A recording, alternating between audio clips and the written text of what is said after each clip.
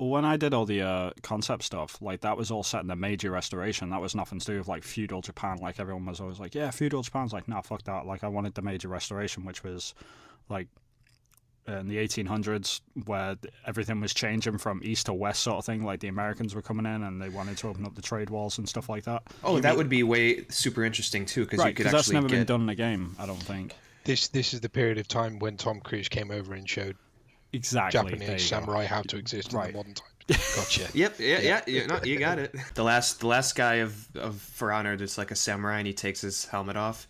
It's fucking Tom Cruise. Oh shit! Do you know how much money I would pay for someone to do that?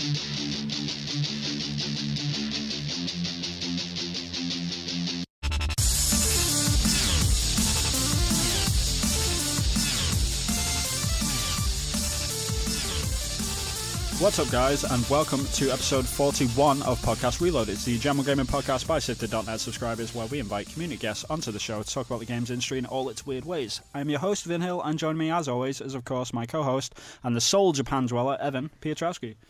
I thought you were going to say, and a sober Evan Piotrowski. Yeah, hey, everyone. Accurate. And, of course, joining us is our community guest, and this week we've got Dave, also known as... Fucking hell, what's your name? Again, on SIFTD? It's Erebus Jones. No, it's Erebus Jones. Erebus Jones. Erebus. How could you forget? I don't know. Like, I haven't been on SIFTD in like 4 months, man. Like, I don't know. That's true. That's true. Whatever. I still check it. I just don't comment on that. Like, I check it every day. I'm not lying. But yeah. Anyway, yeah. Thanks for coming on again, man. Last time we had you on, we had issues with our audio, and I think I was crazy busy, and that was just before we took our big break as well. So we apologise. Welcome back. Yeah, no worries. I think if I remember rightly, the last time I came on, you were working to get South Park out the door. So I'd just like to ask how that went. Shut up. Just everyone shut up. No, that didn't happen. No, I'm kidding. We were trying to get a build done, which is accurate. We did get that build done. It just wasn't a build towards the end. That's all it was. I don't work there anymore. I don't fucking care. Like, they're screwed up over there. It's not me anymore. Right. Funnily enough, the episode that Dave was on was episode 14, the lost episode, and now he's on episode 41. Oh yeah, so, switch the old numbers around. Yeah, that's some nice symmetry there. Yeah, nice symmetry. It's all good. But yeah, so this week we're going to do a massive sort of E3 extravaganza, and we're going to go through all the conferences and all that sort of stuff. But first, Dave, we've got a game to play with you, man. Are you ready? Yeah, I think. So we're actually going to play Save or Kill, and what we do, we give you two things from the game's industry, and you have to choose if you're going to save or kill it. It can be absolutely anything from a game to a person in the industry or whatever. So, yeah. Are you ready, sir? Yes, bring it on. Okay, Elder Scrolls or Fallout? Ooh. Kill Fallout. Yeah, I'd probably have to fall in that category as well. Fallout 3 was immense, but Fallout 4 didn't really float my boat. But Morrowind, Skyrim, best games ever. Touche. Portal or Team Fortress 2? Kill Portal. Play. Dishonored or Thief? Kill Dishonored. Nice, got a purist over here. Yeah, old school. Must be a PC gamer. Yeah. Good times. U-Ball or Phil Fish? Oh, you know what? Kill Phil Fish. I got no time for that guy at all. Fair play. Okay. Half-Life or Diablo? Right. I know you're a PC gamer, so I'm killing you. Yeah. You know what? Kill Half-Life. Oh, I can't believe you just said that out loud. I can't either. I feel like I've probably burnt my membership card to the master race, but yeah, no. I've sunk hundreds of hours into Diablo. I've sunk about 30 hours into Half-Life. Half-Life was brilliant, but Diablo's definitely had a much bigger impact. So Diablo gets to live. Fair play. Okay, and for the final to close us out, Doom or Wolfenstein? Kill Wolfenstein. Doom all the way. Good man. Sweet. So that concludes.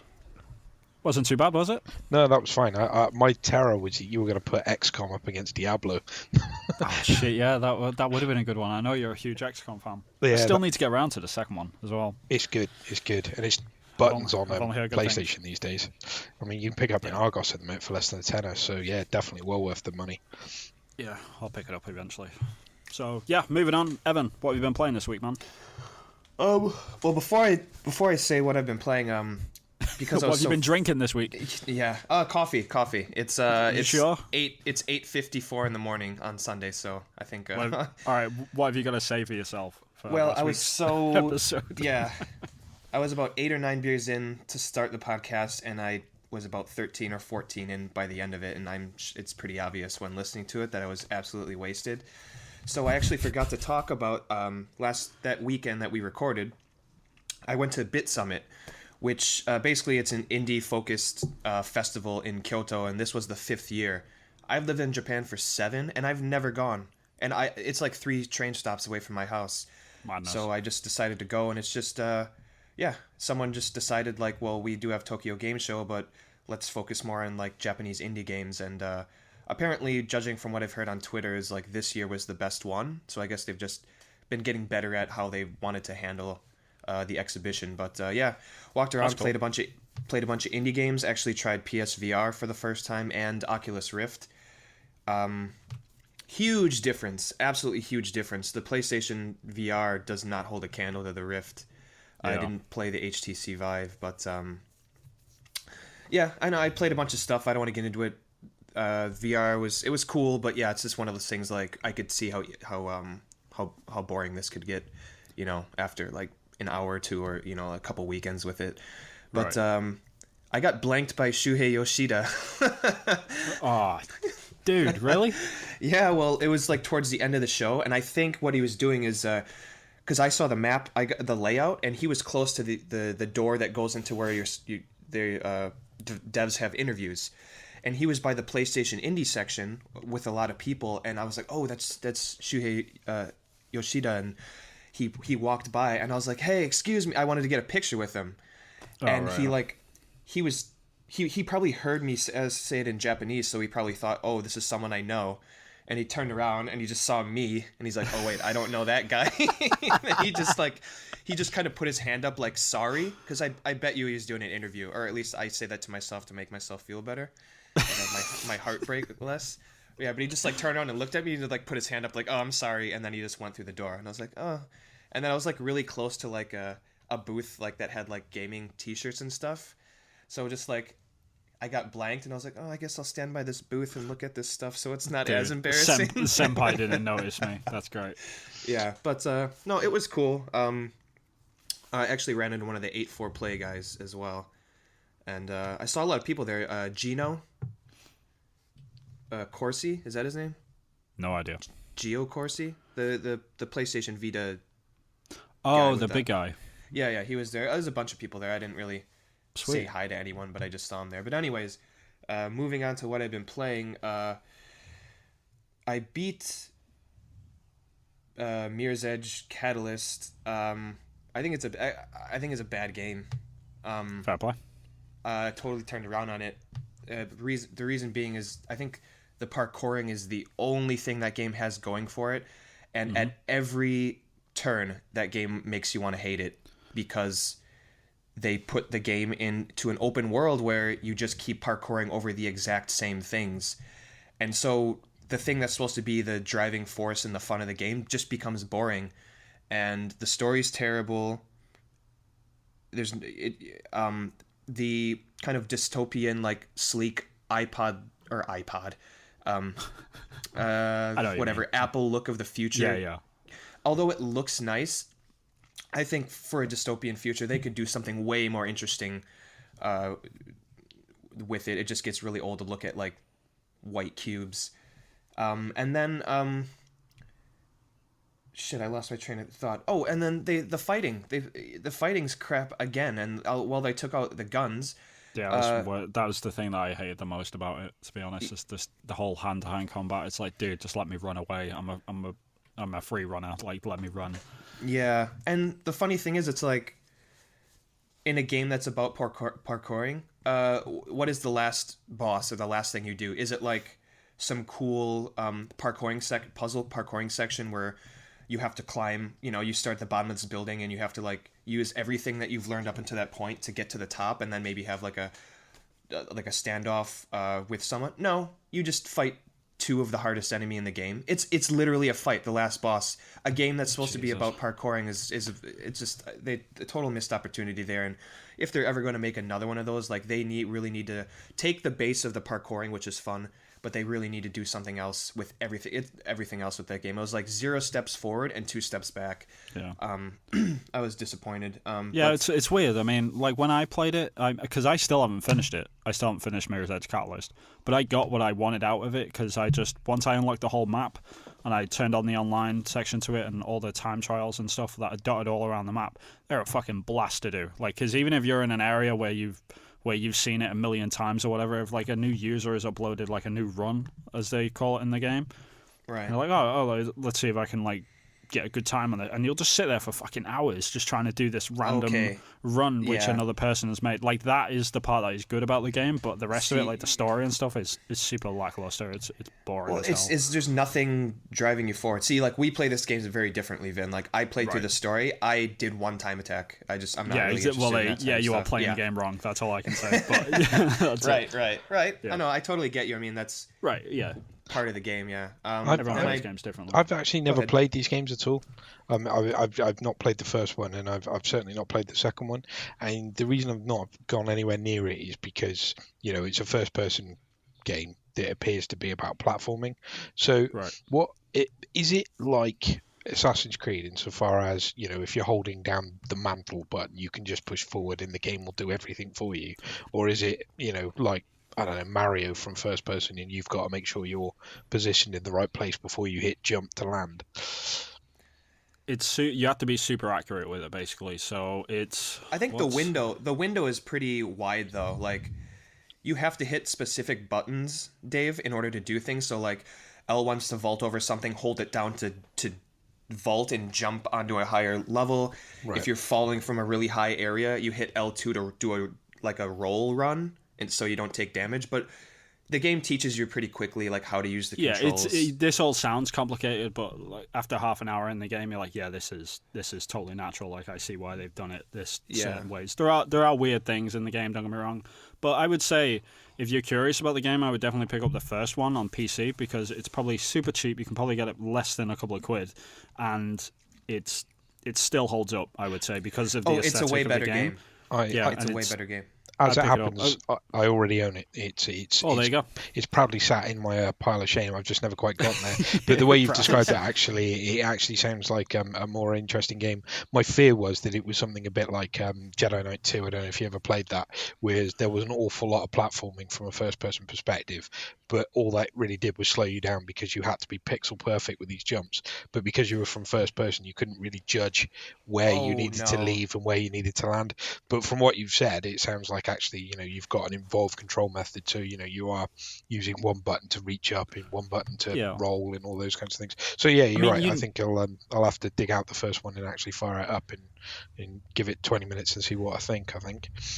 Yeah, you need to be accurate, but the controls are tight enough that you can actually achieve that, so you don't get angry at the game, sort of thing. You only get angry at yourself a lot of the time. Like if you fuck up a jump, it's your fault. Like to be blunt, like that's just how the game is. But that's good news. Yeah.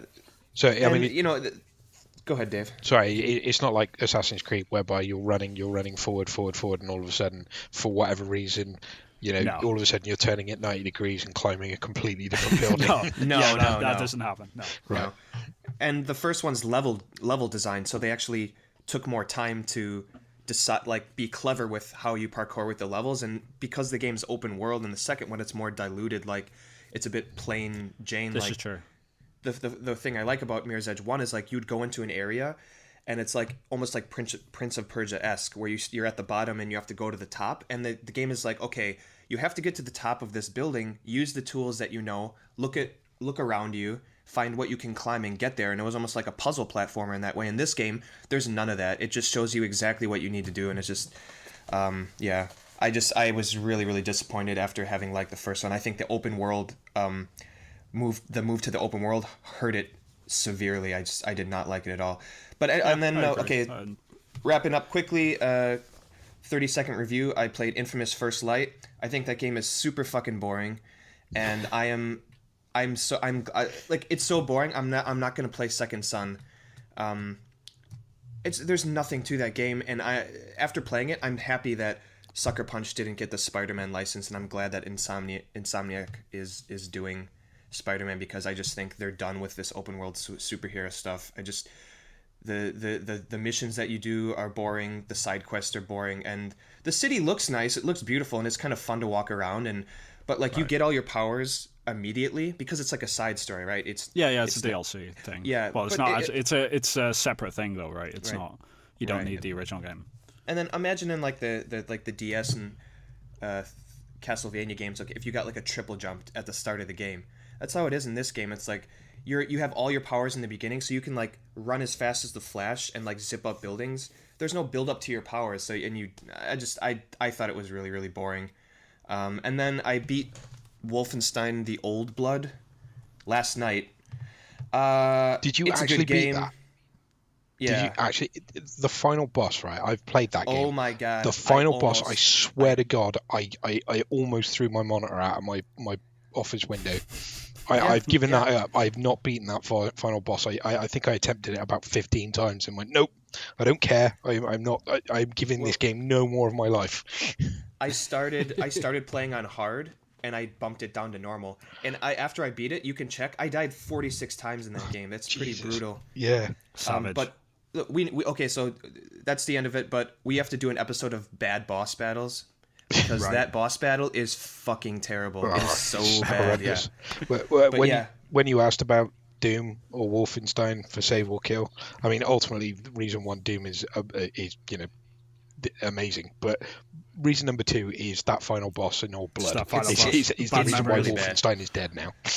Yeah, it's really bad. And the cool thing is I've had Doom, the 2016 Doom, sitting on the back burner. Yeah. And after I beat Wolfenstein, I'm like, you know what?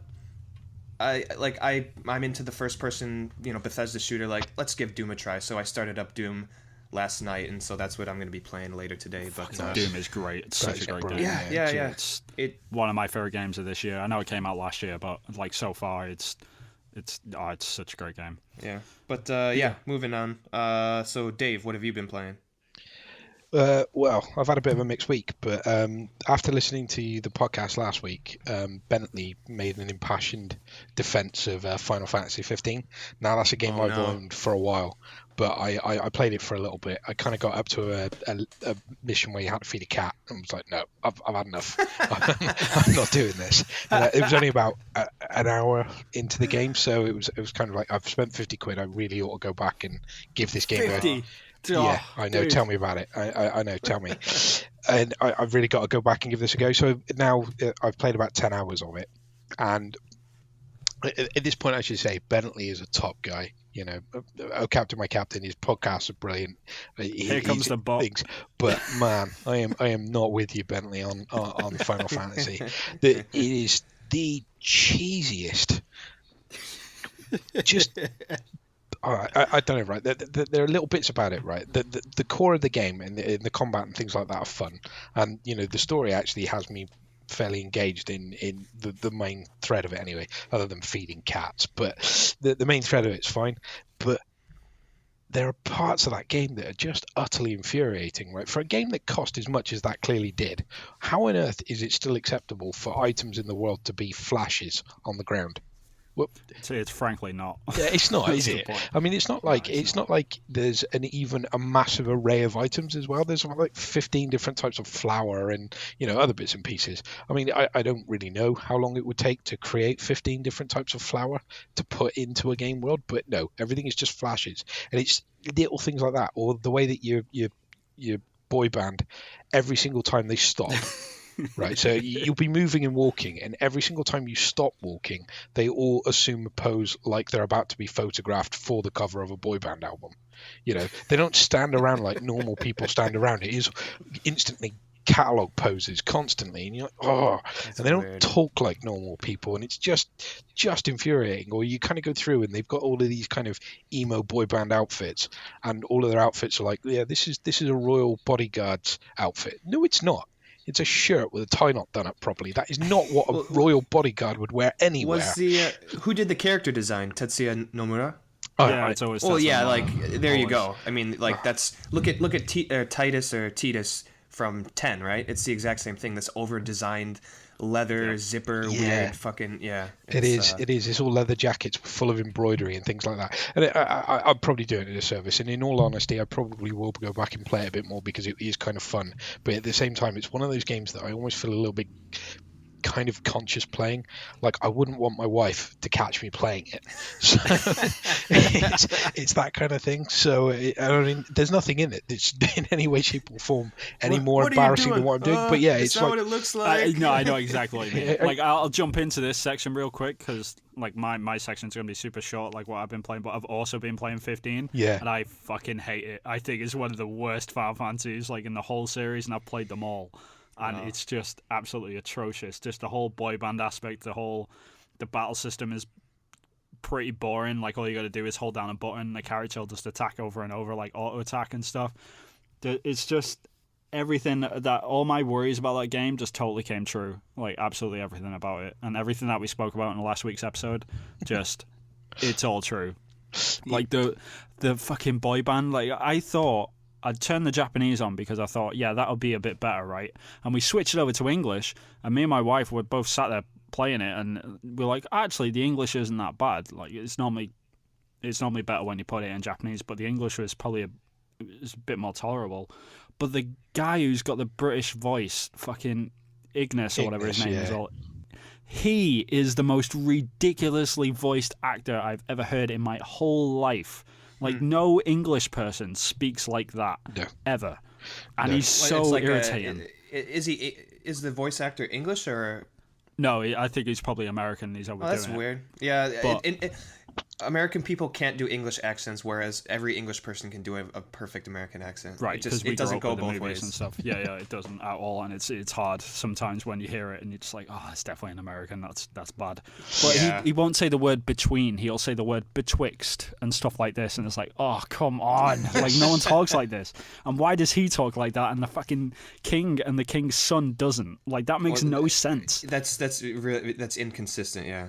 Right, Aren't they from the same kingdom? That word right there, what you've just used, is how I would describe the whole game. It is just so inconsistent across the board. The art style is inconsistent, the voice acting is inconsistent, the story is inconsistent, everything is inconsistent. It just feels like a jumbled mess, and the fact that it took them 10 years to get to that point is just atrocious. And I played that game for 10 hours, and that's as much as I could do, and I'm not playing it anymore.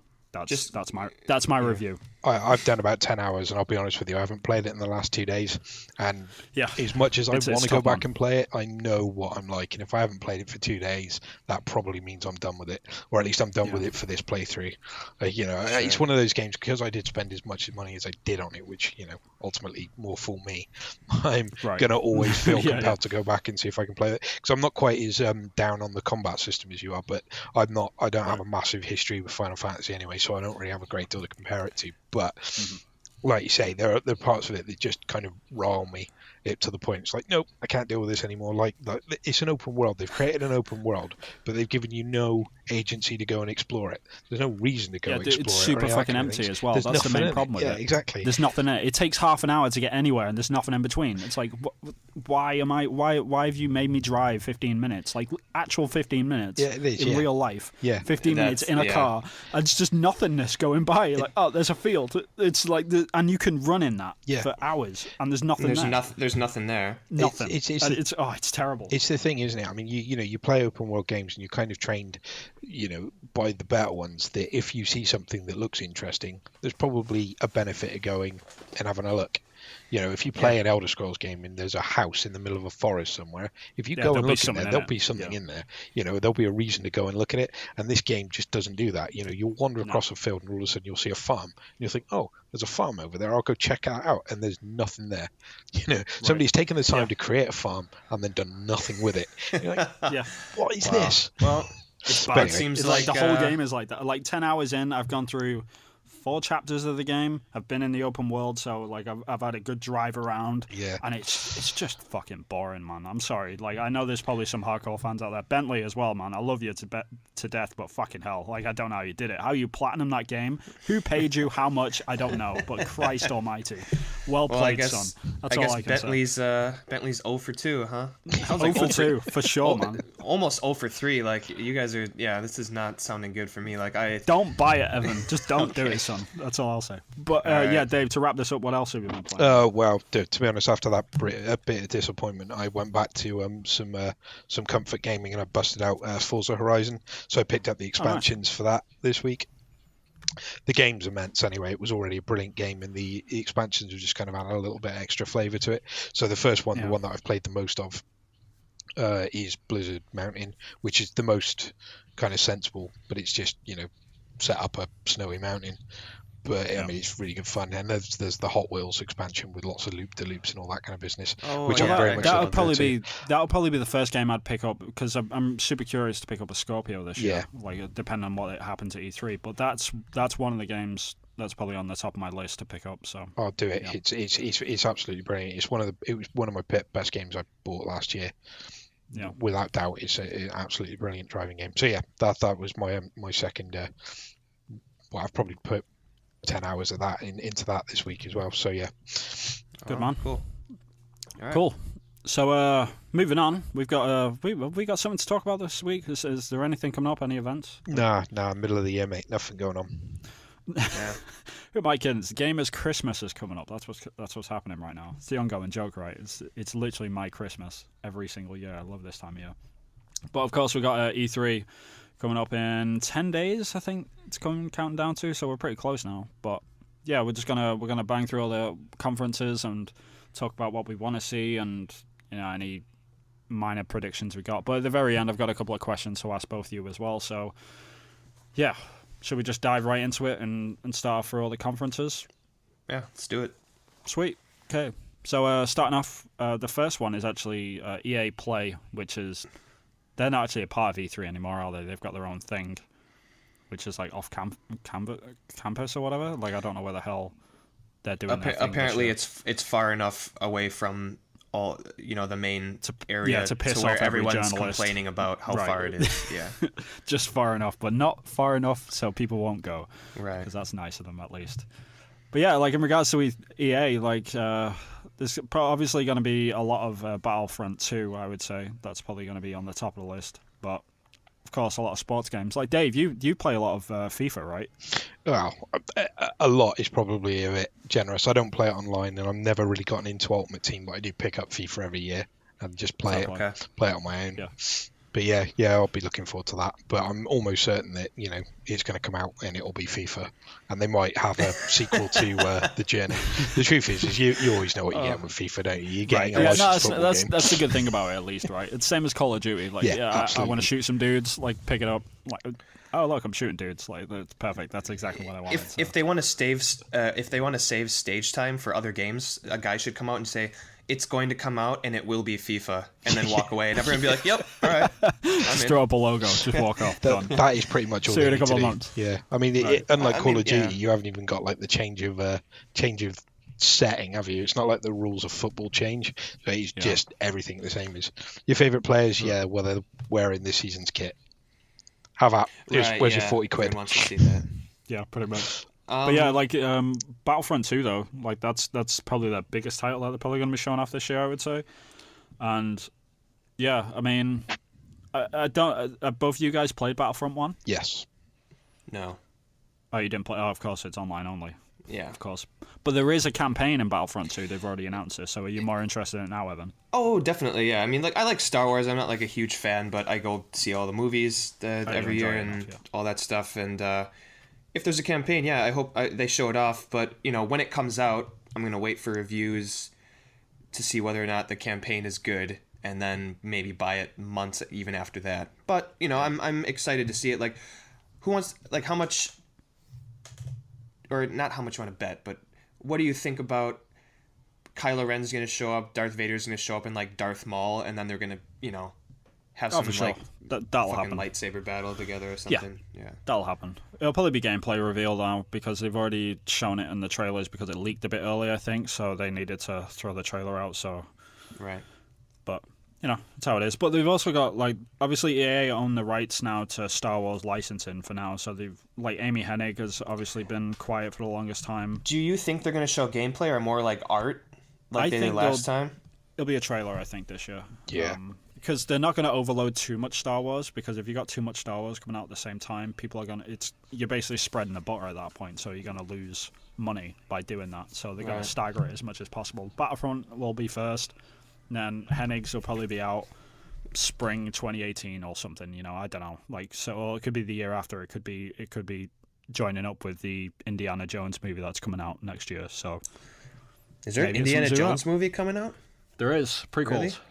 Yeah, Oh. it's meant to be a trilogy. So okay. Well, out of all of these games, I'm most excited to see the Amy Hennig Star Wars game.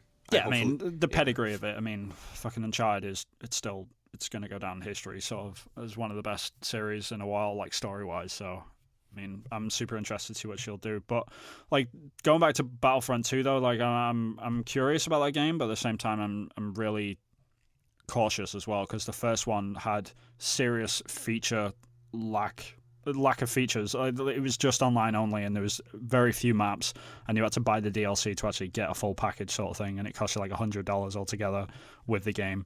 I really hope that same issue doesn't happen again, because if it does, it's going to suck. Because the first one was thin as hell when it first came out. There was no content, and I never bought the DLC because I just refused to pay into that. I picked up the DLC. I picked up on a super cheap offer. You know, the joys of PC gaming. That's fair, but the DLC was absolutely immense. I mean, that's clearly one of those games where they've produced it, and I think obviously they've refined it based on feedback in the final pack. So the Rogue One pack was brilliant. The maps and the characters, and certainly the level, the flight sim level where you're trying to get through the shield to get down to the map as well. Take out the Death Star and all that. Yeah, it's an absolutely great level. So I mean, for Battlefield 2, I'm super excited for it. I mean, I have to say there's a kind of element here. It kind of feels a little bit like Left 4 Dead 2 and Left 4 Dead. Like Left 4 Dead 2 came far too close after Left 4 Dead, but at the same time, you do get the sense that Battlefield 1 was EA testing the waters, and now they know exactly what they need to do, and Battlefield 2 is just going to nail it. And no expense is going to be spared on the presentation for that game as well. Battlefield 1 is Battlefront. Battlefront. Yeah, I made that mistake all the time on the way. Both of them, in fairness, both games are two of the best looking games that you can buy right now. Absolutely gorgeous. For sure, yeah. When Battlefront 1 first came out, there was like the mods that were coming out to unlock like all the lighting effects that were hidden behind closed doors because it was just too CPU intensive. But when people were turning them on, it was just like, Jesus, that looks real. Yeah. Like it just absolutely insane. So yeah, I mean, EA DICE, they're one of the best studios around, so I'm super excited to see what they'll do, especially after Battlefield 1. Battlefield 1 turned out really good, so a lot of them guys are going to be working on the same project. So I'm excited to see what they do with the single player. I mean, the original Battlefield 2, so the Battlefield 2 that was on PlayStation 2 and the original Xbox, that had a fairly extensive suite of single player games. So there was a campaign mode. Battlefront, right? Not Battlefield. Battlefront. Sorry. Yeah, the Star Wars. The Star Wars battle game. Yeah, Star Wars. Yeah, stick to Star Wars, right? Yeah, the Star Wars game. Yeah, so that had a fairly well-rounded collection of single-player roles. So there was a campaign that was narrated, and there was video sequences, and basically all you were doing was playing like the multiplayer maps with bots. But then it carries through the story of the 501st Legion in Star Wars, which was really, really fun.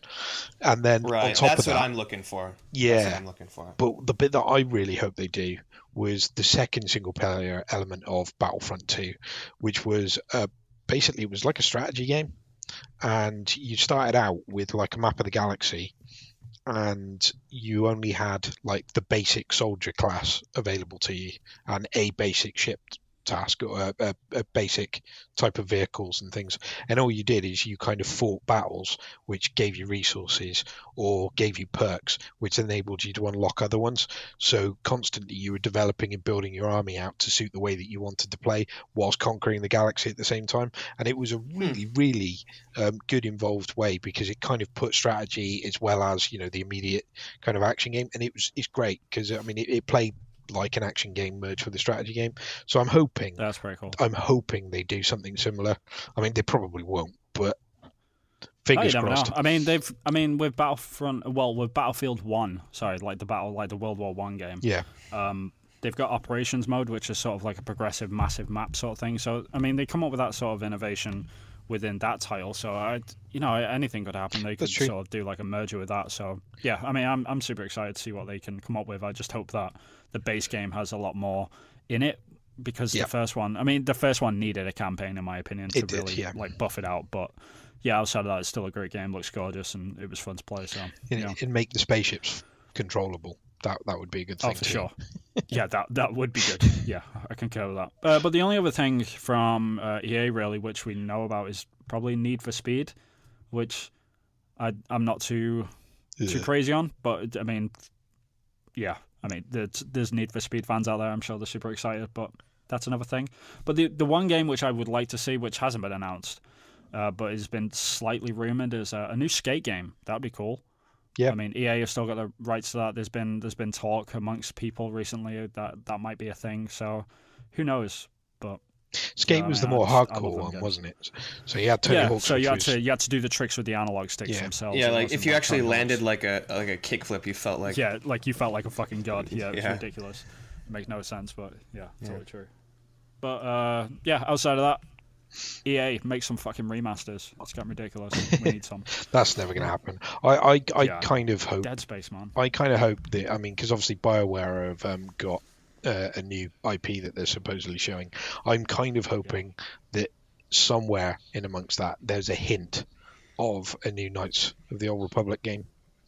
That would be cool. I mean, there's Hennig. She could be working on that as well. You know, there's all these Star Wars games that are everywhere. Like anyone could be working on one. So yeah, I mean, that would be on the table because it was one of the most popular ones. So it makes sense. And at the same time as well, I mean, we're going to come to this no doubt, but I, in the back of my mind, I can't help but think that there's probably somewhere Microsoft are going to have to pull something out of left field. They're going to surprise us somewhere with something completely unexpected for the Scorpio. Yeah. And something in my head is saying they've got something Star Warsy, because they need something. They need something that is completely out there, because the criticism that's leveled at them. And sorry, we are now skipping, I guess, but the criticism that's been leveled fairly at Microsoft is basically their first party stuff has been pretty weak this year, this generation. So they really need to get something that's exclusive to them, which basically will make everybody stop and sit up and go, oh, that's actually a game that I need in my life. And if Microsoft's the only way I can get that, then yes, I am going to have to think about making that purchase. And they're missing that from their catalogue. So I hope isn't the right word. I don't hope they do that, because ultimately I want to be able to play the game regardless of the format. But at the same time, I do kind of, in the back of my mind, kind of hope that they do pull something out of there. Like you said, maybe even like the Amy Hennig game is Xbox exclusive or Scorpio exclusive or something. But they'll probably have some timed exclusives for Scorpio, I would say. But it probably is going to be a Star Wars game. You're probably right, because that is a good punch. But the only other thing that I can really see coming out of BioWare is probably Dragon Age 2 is probably going to be a thing, because it won Game of the Year. It was super popular. I mean, it did really well. Yeah. So you're talking about Dragon Age Inquisition, right? Not Inquisition, Dragon Age 2. I think Inquisition 2 is going to be a thing. Oh, okay. Well, hey, speaking of Microsoft, right? Yeah, speaking of Microsoft, we should move on and dive straight into them. Obviously, they've got their massive reveal, which is obviously going to be the Scorpio this year. So it's more hardware for them, but they've probably been holding back for the last year on their software as well, so they can do a massive blowout and actually have a bigger punch with the Scorpio when it does come out. So obviously a native 4K machine, which is pretty exciting, especially after the sort of response from PlayStation Pro, where people are like, yeah, it isn't really 4K though, so I'm not super sure. But this is actually a native one, and it seems to be a good middle ground, especially between like the PC gamer and the console gamer. So it's it's gonna be super interesting to see how they sort of roll out them reveals and how they reveal it, especially with the games. It's like you said, Dave. It would be really cool if they did have a Star Wars game. But what other games are you like sort of interested in seeing, Evan? Because you haven't got an Xbox. You're probably never gonna buy one because you're in Japan, right? So Right. there's no real interest for it over there. But I guess I still could buy one because I solely use my PlayStation, my US PlayStation account to purchase okay. all my games. So I guess I could technically do the same thing with an Xbox Scorpio. The only reason the only thing is I'm not interested in any exclusive games that Microsoft has. I'm not interested in Halo.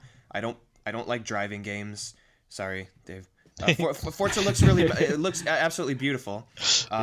Crackdown, I've never played them.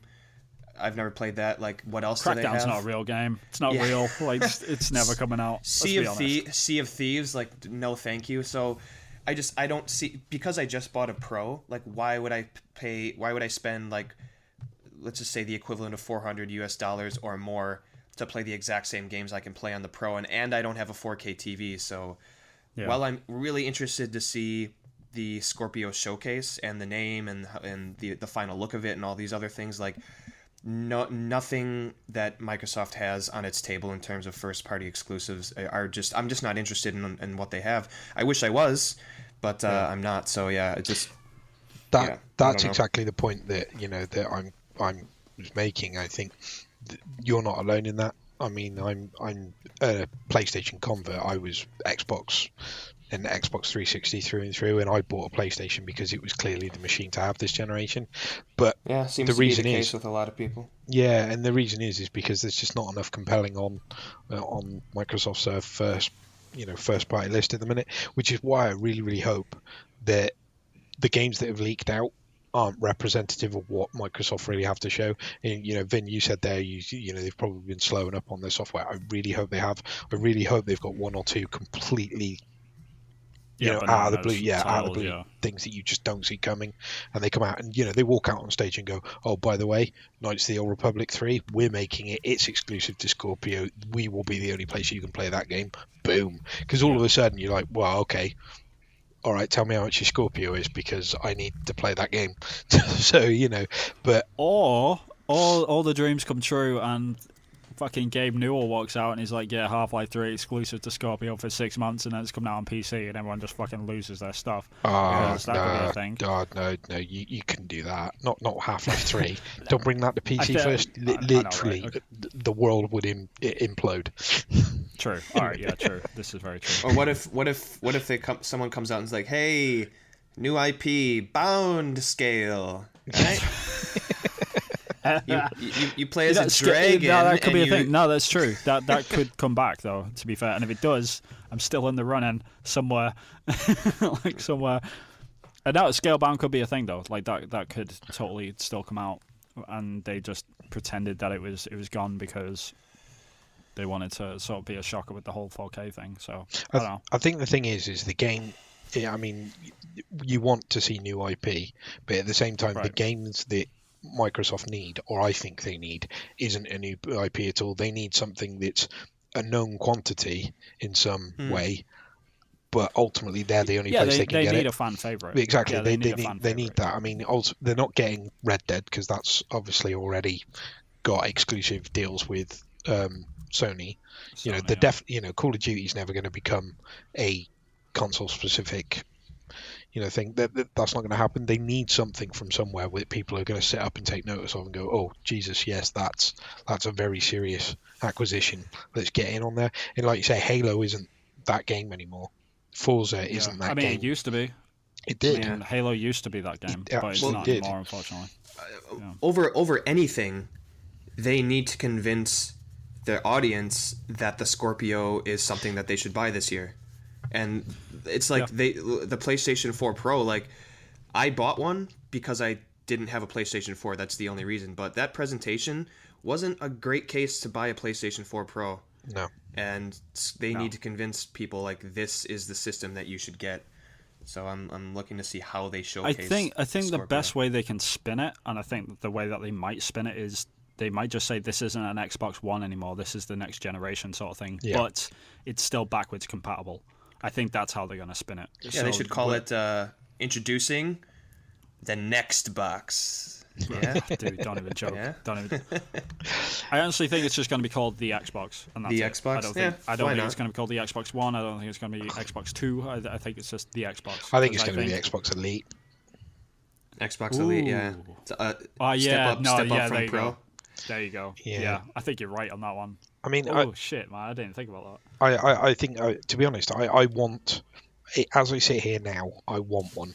I mean, I may well change my mind on that, but I kind of want one because being a convert from the Xbox 360 to PlayStation, one of the things that I've got, or the PlayStation's a great piece of kit. That's fine, but I really don't like PSN, and it's a silly thing, and I know it's a my head thing more than anything else. But at the same time, I've got years invested in my Xbox 360, in my Xbox Live account. Same. So I've got sure. like 40 games and a sleeve right next to me that I haven't played in 4 years. Yeah, exactly. I've got a PS4 now. And I've got that account, and I've had an Xbox Live running. I had it running for ages. I had it running for like about 18 months before I cancelled it after I'd stopped using my Xbox 360 because I completely forgot that it was still running. So Just lapsing. yeah, exactly. But what I've got there is I've got a back catalogue, and because this is something that Xbox do better than Sony do with PSN. When you acquire a game through their games for gold, you own it. You don't have to have an active subscription. You just own it from that point. Oh, so is now, that true? Yeah, I didn't know yeah. that. No, you don't Wow. lose your games when you unsubscribe to Xbox Live. So That's I've great. got a catalogue of games on Xbox 360 that there's probably like 60 odd games there, probably more than that. Right. So I've got a massive backlog there, and like you say, Microsoft have gone all in on back compatibility as well. So you're going to be able to play a fair proportion of those games before you've even bought any of the new stuff in. And there's bits and pieces like that, like gamer score as well. So like Evan, I know you're really big on getting platinums and things like that. I've never Right. gotten into getting into platinums because I kind of my PSN account is something that's only at this point 18 months old, so it's not something I've really put any time in. But my Xbox 360 account, it's the same thing. So I desperately kind of want to have an excuse to move back to what is a much more comfortable environment, and I'm kind of hoping Microsoft give me that. Right. I have a question. Okay, I guess to wrap this up, to two people that were converts from the 360 into this current generation, do you think that that's what Microsoft is trying to do, is to get those people back? I don't know. I mean, I think that's the only way they can do it. I mean, is to say, hey, we've got everything that you used to have. We've got backwards compatibility. It's going to be at 4K. We're probably going to have a new Halo game show up. We're probably going to have Crackdown 3 show up. So they're fan favorites. I'm not personally for Crackdown 3 or whatever, but I'm sort of still into Halo. But I think that might be enough to convert a lot of people, especially if they sell it as a new generation sort of thing. Yeah. So it's got to be priced. It's got to be priced accordingly, though, for sure. If it's over 500, it's dead. Yeah. It's just fucking dead. So I don't think Microsoft are going to do that. I sit on the other end of this scale. So I know Shane and Matt were talking on Game Face this week, and they were sort of saying $399 or what have you. I don't think so. I think Microsoft are a big enough company that they can take a hit on the hardware, and they kind of need to do something to give themselves a bit of a jump start. I think that console. So you're thinking 350? I think that console's going to come out at exactly the same price as PS4 Pro. You say that, but PlayStation aren't stupid, and I think they're going to come out at the front of their conference and say, "Oh, by the way, PlayStation Pro, it's not $500 anymore. It's $100 cheaper or whatever, like whatever it is now. I think it's at $400 now. Is it? Sorry. Seriously, Microsoft should just change their conference to like the final thing, because they keep getting screwed by going first. They get fucked. Yeah, every single time. Every single time. And you can see it as well. Like if you watch the PlayStation conference, like whenever they announce a price, it's always like the most boring, simple slide ever. It's just like literally a price. And it's like, yeah, you did that this morning, you motherfuckers. Like you watched the Xbox One, and it's like, and yeah, PowerPoint. Exactly. That's exactly what's happening. But the thing is, though, is when you get into those kinds of fights, I don't fancy that Sony could outfight Microsoft on those kinds of terms. I mean, Yeah. Microsoft are a company with the kind of cash reserves. They could take a hit. They could lose $50 on an Xbox because they'll make that back if they sell, 2 or 3 games in terms of Right, licensing they're of making it things. on the software. So that's not going to be an issue to them. Whereas I think Sony, on the other hand, couldn't probably afford to lose $50 per machine every single time they sold it out. So I think I can see that. you kind of got that issue, whereby how much they want to take it on. But I mean, going back to your initial point, then if you're Microsoft, you don't say it's going to be $299. It is going to be the same price as the PS4 Pro. So when they come out and go, oh, by the way, we dropped it by £100, you're nice. there. They're not going to do that, but it is something to. But I don't know. So PlayStation go in on their bluff, and it's like, all right, PlayStation Pro, $50 sort of thing. Yeah. Fuck. Yeah. That'll be fun. No, but But yeah, anyway, should we move on to the next one? Yeah. I should probably soldier on here.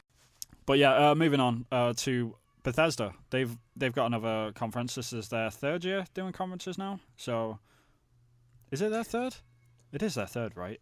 Yeah, they because I think the first year they had so many heavy hitters that they just decided we should do a. It was Fallout 4. It was the showcase for Fallout 4, the first one, right? Yeah, that was probably one of the best press conferences I've ever seen. Hey, if you're ever gonna start, do a press conference for the first time, there are worse ways to, there are definitely worse conferences that year even.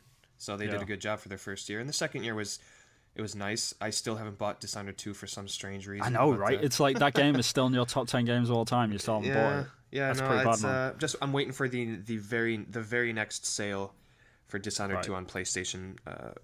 I've seen it come down to 30, and I've almost pulled the trigger, but I think I had a couple of other things to play. So, I mean, I will get around. That's like the August game, when you're waiting for other shit to come out. Sure. Like, I feel bad for saying that because I'm sure it's an amazing game or whatever, but yeah. I'm waiting for that one, yeah.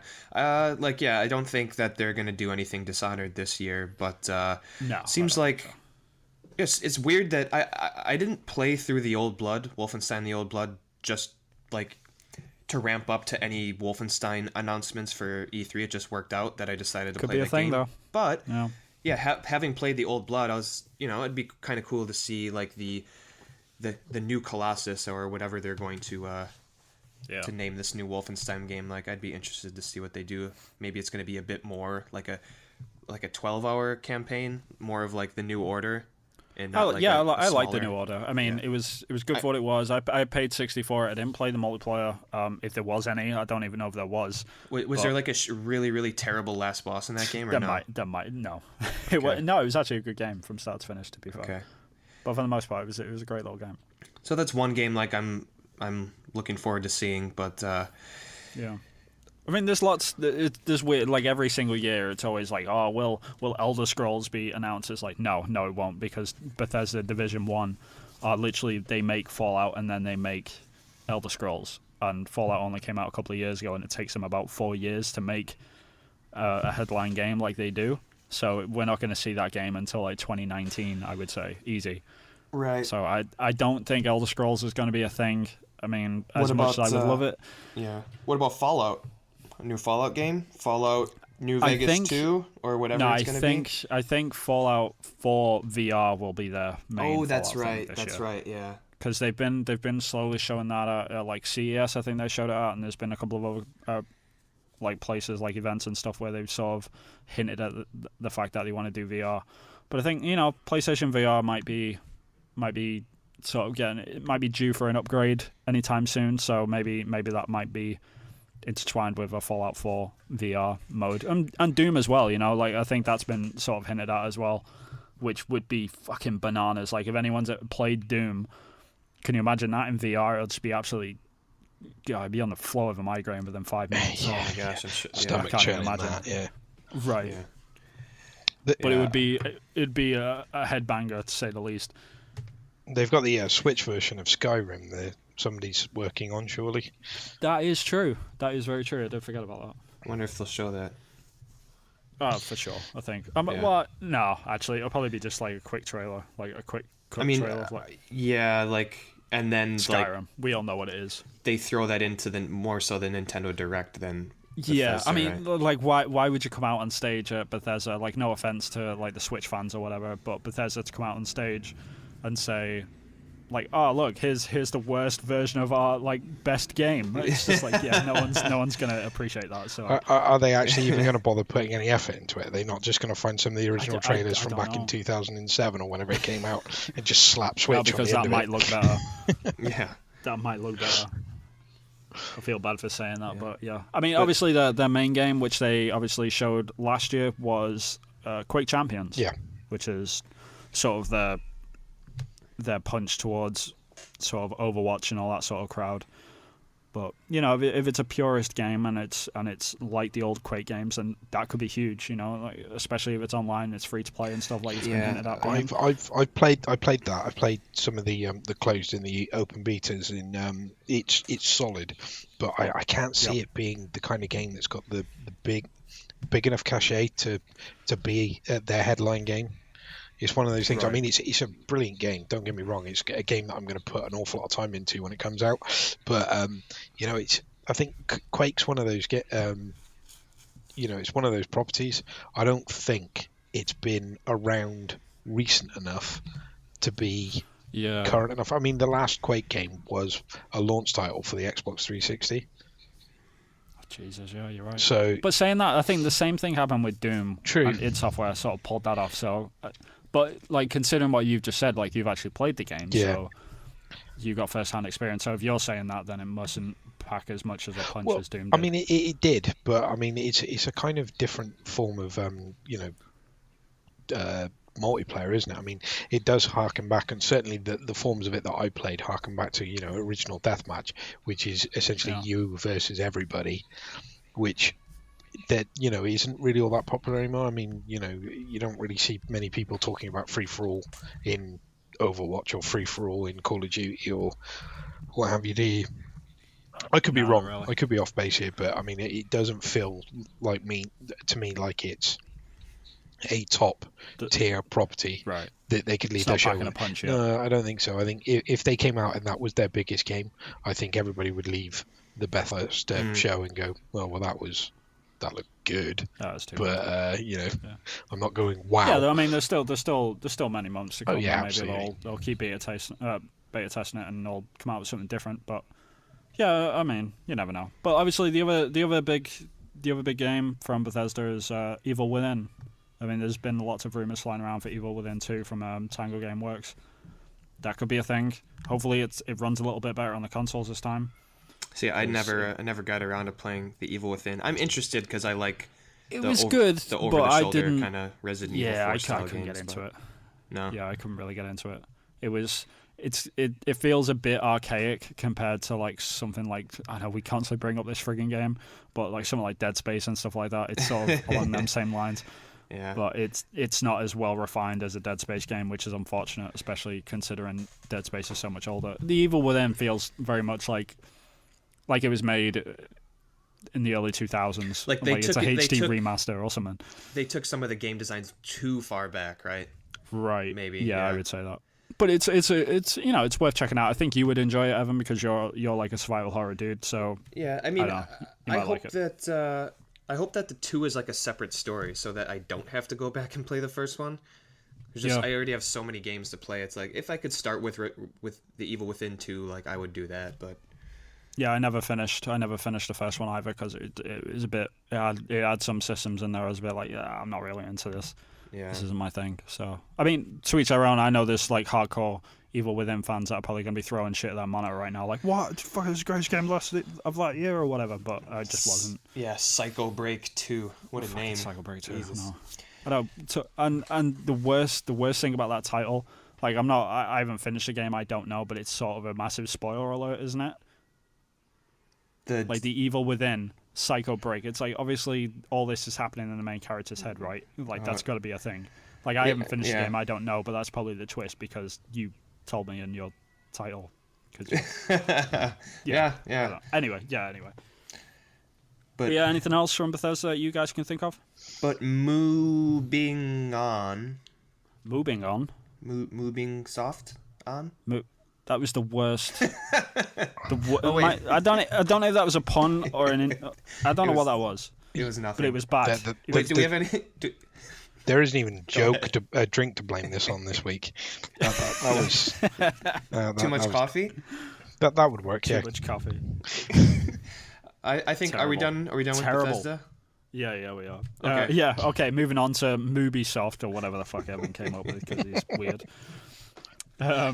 Yeah, Ubisoft is a big one this year, man. They've actually got a strong lineup. I'm not just saying that because I used to work for them or anything like that, but they actually have disclosure. I know, right? They have actually got a massive punch this year. They've got a new Assassin's Creed game being announced. They've already said that they're going to be showing it, and there's obviously been leaks all over the place. There's a new Far Cry game with much controversy around it, obviously coming out. We got the Crew 2 coming out. And whatever else is coming, I think Mario and Rabbids got leaked or something. Yeah, it's a Switch game that's happening. I don't know. There's so much crazy stuff going on. Like, Dave, what are you looking forward to from Ubisoft, if anything? Far Cry. Far Cry. Yeah, I mean the Far Cry looks good. I've seen the trailers, but you can tell looking at those trailers that you're going to be getting a Far Cry game. So there's not going to be it's not going to be anything too different, but basically, I've played Far Cry's 1 through 4, and I've not enjoyed any of them. Although actually, Far Cry 2 was a little bit iffy in places for me. But I'm fully anticipating that Far Cry 5 is going to be some good fun. When it comes to the other games that are on that list, I'm not particularly overly enthused. I mean, The Crew is a game that completely slipped me by in the first time. I mean, we were talking about this before the stream started when we were talking about For Honor and the fact that For Honor looked like a good game. The beta was good fun, but ultimately it required an upfront investment in time that I wasn't willing to give it, and ultimately it passed by. The Crew's one of those games that That's fair comment. didn't, and I can't see that changing with the Crew 2 either, so that one's just going to sort of slip by. And when it comes to Assassin's Creed as well, other than Black Flag and 2, I have to say, most of the Assassin's Creed games have kind of slipped me by as well. Black Flag was amazing, but this one isn't going to be set on pirate Black ships. Flag is Black Flag was one of the best games out of Ubisoft in some years, I would say. It's my favorite Assassin's Creed by far. God, it's amazing. It still holds up today. It's a toss up between 2 and Black Flag, but Black Flag I think I put like 75 hours into maybe. God, yeah. I mean, I was one trophy off a platinum for that game as well. Like I just needed one more for the online stuff, and I never got around to finishing it because it was a time sink. It's pretty much like the whole thing that happened with The Last of Us, but it was same thing for Assassin. I've got terrible OCD when it comes to those games, and I've never finished Black Flag because basically every single time I opened up a town or a village or whatever you call them, it's a fucking icons. Yeah, that's it. And I'd spend the next 3 hours collecting song sheets and doing these. Don't move on. It all. Yeah, I'm kind of in line with Dave, where like I haven't played. I'm an Assassin's Creed fan, but I've played 2, 3. Black Flag and Syndicate, that's it. And even though I played Syndicate this year and I didn't really like it, I'm looking forward to this one. And I think it's the narrative that's been going around, and I hope there's something to it, like, oh, they took a year off, so I want to. They have to have fresh ideas, right? It can't just be. I'm pretty sure it is going to be. Yeah, I mean, which I'm excited. I know what it is, and I know where it's set and all that sort of stuff. But based on like the leaks and all the rumors and stuff, like what do you guys think about like an Egypt setting? Like how are you feeling about that? Like you, Evan, because you're a bit more hyped about it than what Dave is, I guess. Yeah, that's cool. Are you happy that like they might be potentially going back all the way to the beginning and they're starting the whole thing again? There's going to be new mechanics in the game. Like I'm ready for new mechanics because right. Like especially the fighting in Syndicate, it's just super archaic. Like it's even like Batman figured out, block and attack fighting years and years ago, and it's like Assassin's Creed has been playing catch up. Right. And that's the fighting system. One, it's boring, and 2, it just doesn't work as well as like your Shadow of Mordor or your Warner Brothers games fighting, and it's not that fun. And God, I keep forgetting about that game. I want to play fucking Shadow of War's coming out soon, isn't it? Yeah. Oh no. Yeah. Anyway, sorry. I can't. But it's just wish one thing I liked about Black Flag so much is there was just a nice balance between land land exploration combat and ship exploration combat. Yeah, so when you got the sick ships of one, made that game. yeah, you got sick of one, you did the other, and I just hope they have some system set in place to where you can do that. Yeah. And yeah, like not as many collectibles. Like Yes. I hope the side missions aren't all the same. Like Syndicate played its hand immediately. There's like 4 separate side missions. Once you did one of each of those, you've done them all. It's the same and thing there's just over and no over reason to do any more of them. So I hope they change up that stuff a bit. Yeah, it's not so much like the item collection or whatever. It's how you package it. I find a lot of the time it's mask it in some way, in interesting yeah way. yeah. It's like when I was playing Horizon Zero Dawn. I mean, there's a lot of repetitive missions within that game, but you never felt the fatigue of it because of how they dressed each mission. You know, there was a story behind each one. There was a character, and there was something, and it was always in a different location. Even though you're potentially doing the same thing, it was like go here, kill some robots, pick something up, and bring it back to me. Like it was always that same mission over and over again. Well, but the way like, they dressed it up was perfect. The It's tracking, like I never got bored of doing it. The tracking missions. It was like, oh, someone's lost. Can you go in the wilderness and find them? And you'd track them. Exactly. And you'd find some clues and then track some more, and then there would be an interesting story that tied a bow on the top of that whole thing. Where you were kind of doing the same thing, but they did a good enough job with the characters and the locations and all that stuff to make it fun. So yeah, they don't have to like completely reinvent the wheel with side missions, but you just make more interesting stories around like the kind of the samey stuff that you're doing, right?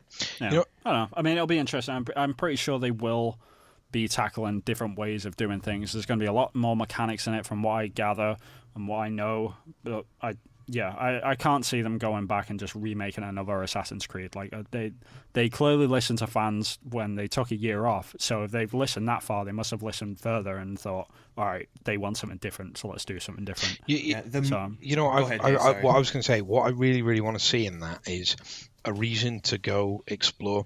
So Assassin's Creed is always built, or certainly in the experience that I've played. So like I've only really played it in any great depth 2 and Black Flag, but I've dipped into 3 and I've played a bit of Syndicate as well. But the thing that strikes me is that they make brilliant worlds, and in fact, actually, this is a Ubisoft trait as well, because I mean the same is very much true of the Division. But like the worlds they build are incredible. You look at them and you go, you know what, I just want to run around and have a look. But ultimately, there is nothing to look at, and right. You know, one of my biggest criticisms of Black Flag was within 2 or 3 hours, I had the gear that I would ultimately use for the next 50.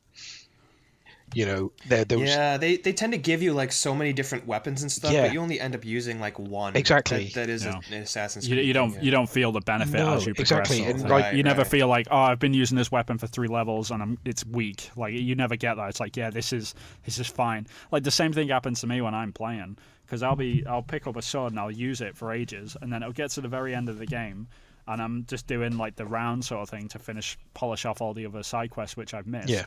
And then I'll equip a new sword. I'm like, oh, I didn't even know I had this. I didn't really need it. You know, there was never the need to progress, even though it was there. But that's kind of it. I mean, in Black Flag, you know, you got on the ship and you've given this incredible sense of freedom because you can go anywhere, you can do anything. There are so many islands, and you look at I can just sail over that island, jump off my ship, and then go climb on it. Nothing there. And you know, even the stuff that when you get on those islands and there is something there, ultimately all it is a treasure box that you kick, and then it adds some extra coins to your money total. All of the weapons were kind of found by traders, or you found plans and then you made them or something like that. You didn't ever discover something out on an island that would ever go, oh, this was incredible. This gave me a reason to go exploring or any of that kind of business. And I just really like to see something like that. When you kick open a box, all of a sudden it gives you a couple of pistols that you had no idea existed because you hadn't seen them in a shop inventory or something like that, and you look at them and go, oh, the stats on these are great, I'm going to use these pistols. And then 2 hours later you kick open another box and there are 2 more pistols. Oh, these are great, I'm going to use these. And it could just do with something like that just to kind of reward you for exploring, because like you say, it becomes a bit rote because you are just kind of going to that treasure box and kicking it open just to get the money and do the next one to do the ticks to get 100%. That's a good point. Give me a reason to explore. You made a really pretty world, give me a reason to go looking around. Yeah. I'm it's a good really point. looking forward to it, and of course Far Cry 5. I'm looking forward to it as well. Yeah, you're a Far Cry fan, aren't you? Yeah, love 3, Platinum 4, and I love the idea of like an occupied county, like by this fanatical militia. Like I just the premise is interesting, and I just want All to jump. Christians suck. That's why. No, I'm Yeah, joking. yeah, Like, yeah. I'm just controversy is ridiculous. Like, we've been It's so killing dumb. Muslims for all this time. We can kill some Christians. It's fine. Chill, relax. It's fine. But obviously, the last thing which I should have brought up, like shame on me. Obviously, there's fucking South Park. That's coming out at the end of this year. Right. Yeah, I can't speak too much about it because I worked on it. So, I mean, Looking forward to it. Yeah, I mean, this surely the release date they give is going to stick. I'm not saying a fucking thing. Yeah. I have no idea. I don't know. Well, we'll see. Maybe. I'm looking We'll forward see. to it. I'm looking forward to it. Fans All seem right. interested. But yeah, there's a couple of things coming out for Switch. Obviously, there's rumors flying around of Rayman Legends Definitive Edition for Switch. Whatever. Like, who hasn't played them games by now? Steep is rumored for Switch as well, which is weird, but that's also a thing. Oh yeah, Steep was the show closer last year. Yeah. Yeah. Hey, okay, that was a thing. which is the worst show closer? Nintendo Fireworks in Nintendo Land or Steep? Do you remember that? I do remember that. They're both as cringeworthy as each other. Like, Reggie? Steep was just weird, though, because you walked away from Steep just like, that was... Did that happen? Like, Steep? What the fuck is that? Yeah, it did happen, didn't it? It's in a box and happened. everything. I saw it on the shelf at the store by my house. It happened. Yeah. It did and happen. Yeah, I'm gonna go with Steep was pretty bad because at least like Nintendo had some charm to it. As well, yeah, but I mean, sad like, as it was. and we're gonna leave you with one more thing. This is like 2012, right? They're gonna release the Wii U in December. That December, right? We're gonna leave you with one more thing. This is what fireworks look like in Nintendo Land. Like, oh my! I think we must have Nintendo, brought though. this up last E3. But anyways, yeah. Yeah. Some Anyway, yeah, Switch we stuff, should move on. Some Switch stuff, and then to close out. Maybe I don't know. I don't know what they're gonna close out with, but That We'll Rabbids see. come Mario game looks dreadful. yeah. Just, probably be the show yeah, closer. I mean, I'm pretty down anyway, but on Nintendo in general. But yeah, just it looks awful. And I mean, It's just a weird. The combination of those two things are just kind of a head scratcher. Like It's the same thing as Sonic and Mario, though, you know. But I think this is Nintendo's way of saying thanks for supporting us, Ubisoft, over the years, over all our crappy consoles which we've been trying to push, Sure. and you've been the only ones there surviving with us, sort of thing. I think this is their bone getting thrown, sort of thing. I just think the But, Rabbids I don't are know, so we'll see. dumb. yeah, Like They are. They're the most they're stupid characters in the world. minions level, like just pushing like a character or a mascot. Like, let's make this a thing. It's like, I don't know. This is not going to be a thing. It should have stuck by now. And no one likes the Rabbids, but they seem to keep pushing it. And I guess it's like the only kind of character. Rabbids is like the, you know, the expression flogging a dead horse. Yeah. Like literally, that's what Rabbids is. To be fair, like, if you look that up, there's probably a mini game in that collection that will involve you whipping a Joy-Con around while you flog a dead rabbit. Oh, I'd play that game. I'd play that. I would play it. See, sold. Done. I think. Well I played. mean, on a serious note, I mean, ultimately, it's pretty easy to hit these because it looks like an open goal. But you know, just thinking back on the history of the Rabbids is a kind of game franchise anyway.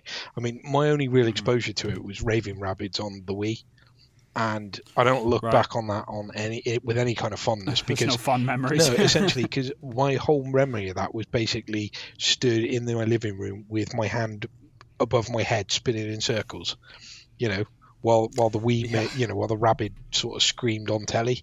You're like, that's not a game, but that's what it looks like it's going to be. Yeah, well, yeah, exactly. I think it was kind of like a hammer throw with a rabbit, wasn't it? Or it was like a cow on a chain or something. But anyway, I'm not entirely sure. But I don't know. It reminds me of the worst shovelware from back in the Wii days.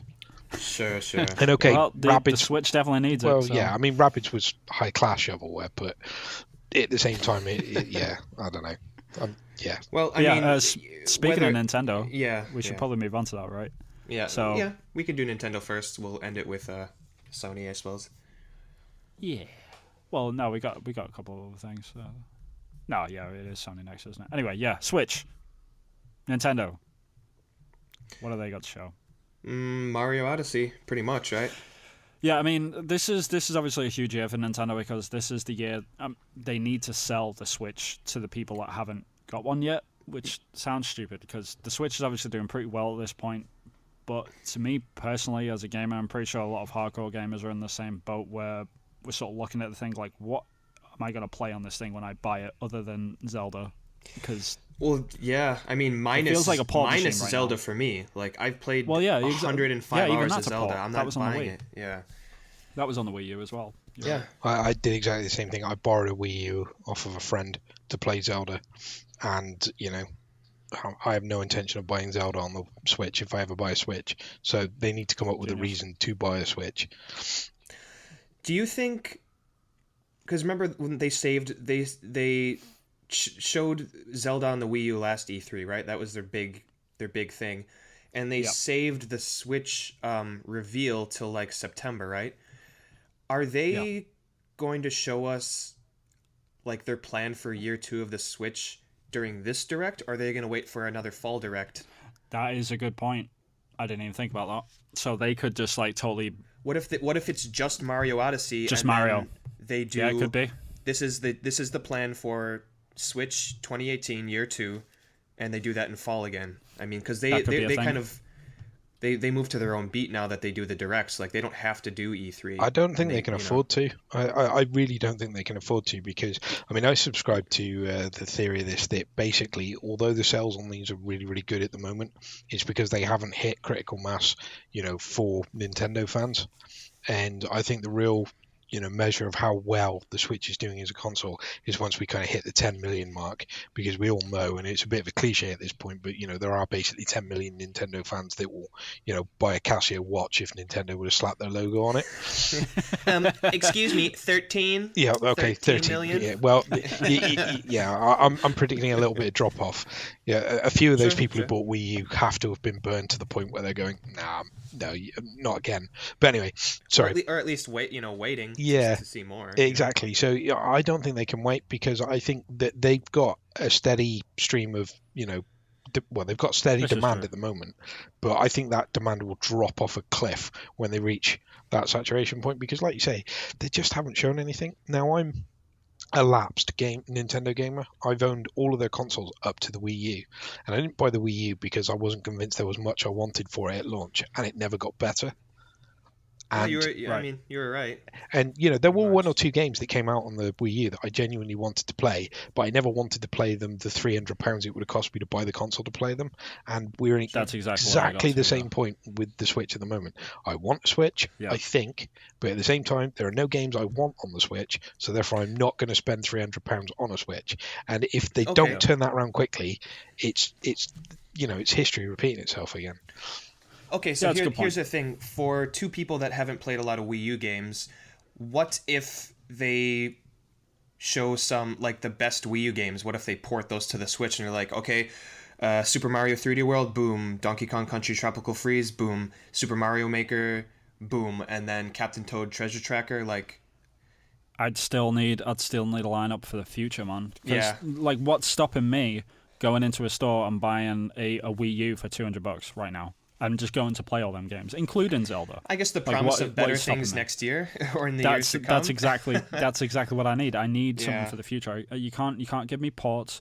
You can't give me remasters. You got to stop doing that shit. You've got to, like, what have I got to look forward to? If I'm going to pay $300, probably $400 for this thing because I need to buy a fucking Pro controller because that's a thing because you don't include that in the box. Yeah, by the way, I played a Switch game with a Pro controller at Bit Summit, and the controller's nice. I like it. Yeah. No, I've only heard good things about it. Like, people say this is how you should play the games.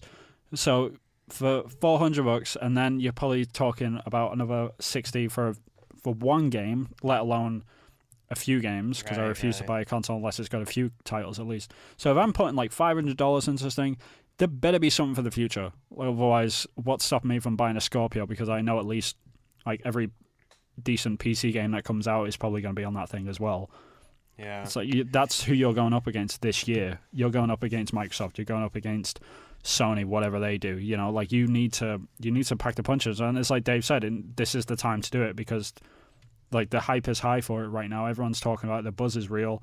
The second that people drop off that and Mario might get delayed till next year or whatever, like what have we got to look forward to for the next 6 months? Nothing. Like No. You've got absolutely nothing other than Splatoon.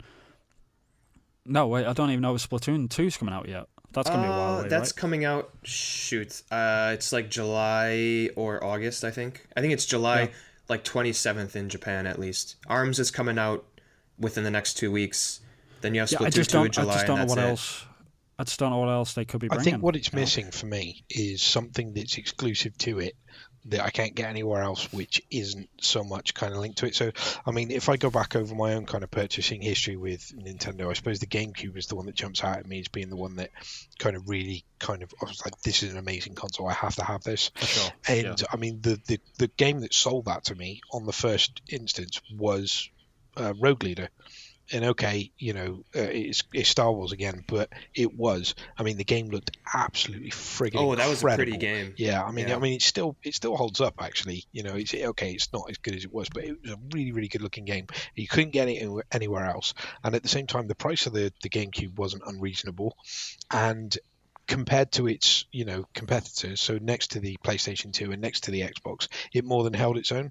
And at the moment, they just aren't doing that. Now you can skip onto the Wii, and the Wii I bought basically on the basis of I had a great time with my GameCube. It was GameCube compatible as well, which was a good thing. So True, I could the pull, backwards compatible. I could pull all of those games over. And at the second time, it was exploding, and everybody needed a piece of it, which was great. And it's just not quite. Sure. None of that is quite happening with the Switch at this point. You know, the people who've got it say it's brilliant, but I'm just not seeing it, and I really want to see it. I really want to see it because I see good, that exact thing because people keep saying, "Oh, it's amazing! I love this console. I'm glad that I bought it." And I'm like, okay, why? Why is it amazing? Like, well, I like taking it out as a handheld. It's like, okay, but I'm like an indoor gamer. Like I don't. I'm never taking that game on the console go or outside. whatever.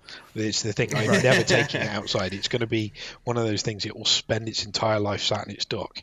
So that's a kind of complete. But that's the point where the conversation only ends with me. Like whoever's trying to sell it to me, I'm like, all right, sell it to me now. Now that I'm not going to take this thing outside, I'm just going to keep it docked and play with a Pro Controller. Sell it to me. And they're like, well, it's got Zelda. Wii U's got Zelda. Well, it's and that done. That's the end of the conversation. I'm like, yeah, great. That's the worst sell like I've ever been given in my life. Like no one can do it. It just can't. It's tough. Bring it back to E3, I suppose. I mean, if they were to turn around and completely out of nowhere, turn around and say, right, here you go, new Metroid Prime.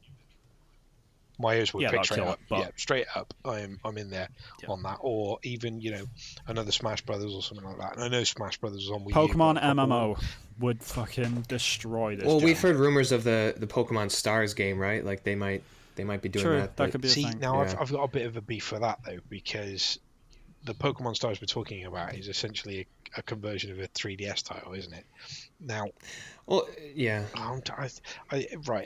For a start, I've got Sun already for my 3DS, so I'm gonna, I'm not gonna lie. If they bring out an exclusive Pokemon game for the Switch, I'm gonna buy a Switch, but it has to be an exclusive Pokemon game for the Switch.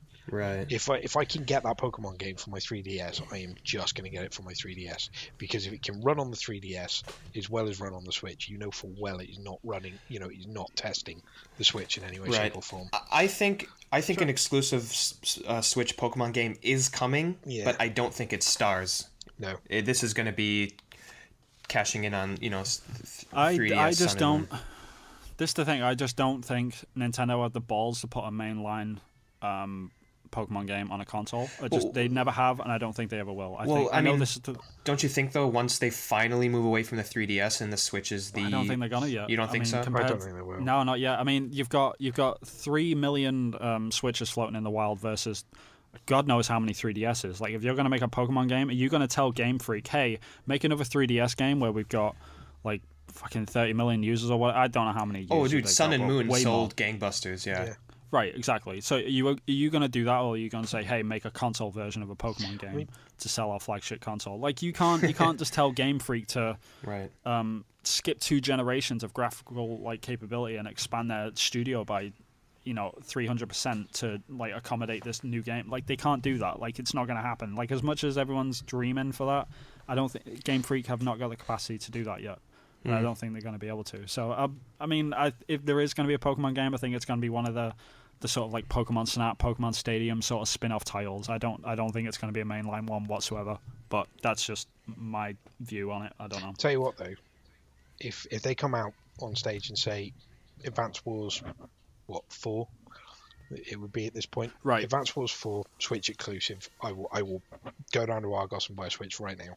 Literally, I will walk out of that after watching the stream of that press conference. I will walk straight to Argos and I will give them my money and say, right, give me that console and pre-order the game. Yeah, fair play to them. But yeah, there you go. So that'll get me to buy a Switch, an exclusive Advance Wars.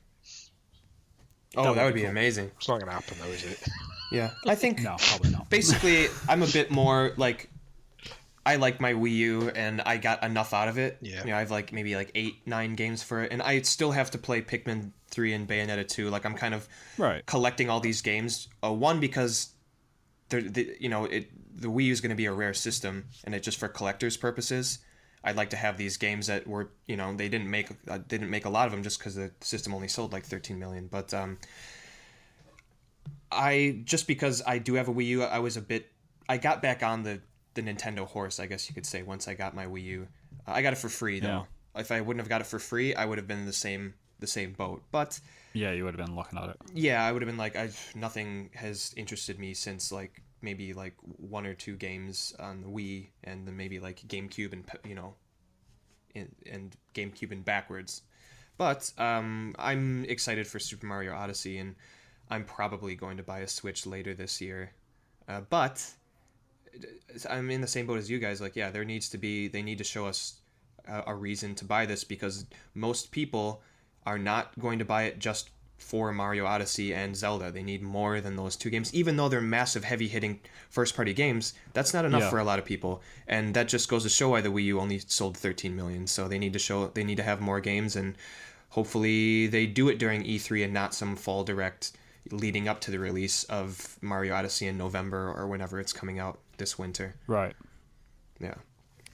Yeah, no, I agree. But yeah, we should probably move on. Is this the last one? Who we got left? We could do it. It's just Sony, yeah. So, yeah, Sony. Sony, it's probably a big year for Sony. It's one of the bigger years, I would say, even though they are going up against the grain, because we've obviously got the Switch that's just come out, so they could hit pretty hard with that. Microsoft have got a new hardware coming out, and this is the year that Sony have just got software sort of thing, potentially. Anyway, but I think the main thing that no one's really talking about, which they could hit back hard with, is PlayStation VR. I think it's time for a 2.0 version, and especially now we got PlayStation Pro, we could do a PlayStation VR 2.0 just for PlayStation Pro only, and it could run properly like it should be, to sort of go against competition. But yeah, I will say, playing, like, I was waiting because I'd never played any VR headset, and I was waiting for, like, I want that VR smile. Everyone says you put a headset on, you're like, whoa, this is it. And to be honest, my first, which is like 2 weeks ago, I put the PS VR headset on, and I wasn't really that impressed. No. And the second I put on the Oculus Rift, along with the Oculus Rift controllers, you see the difference. It was completely different. It was night and day difference in VR. So yeah, I'm putting that VR headset on. I was like, this is not worth $400, at least in its current form. So yeah, I hope it's coming. But you're saying it's going to be this E3? They might make a show. I think so. I mean, I think it's time. I think they need some hardware or something to sort of go up against Xbox, especially. So yeah, it feels right, like timing wise. I've got no clue. There's been no rumors. There's been no nothing. But I think they'll announce something. Maybe.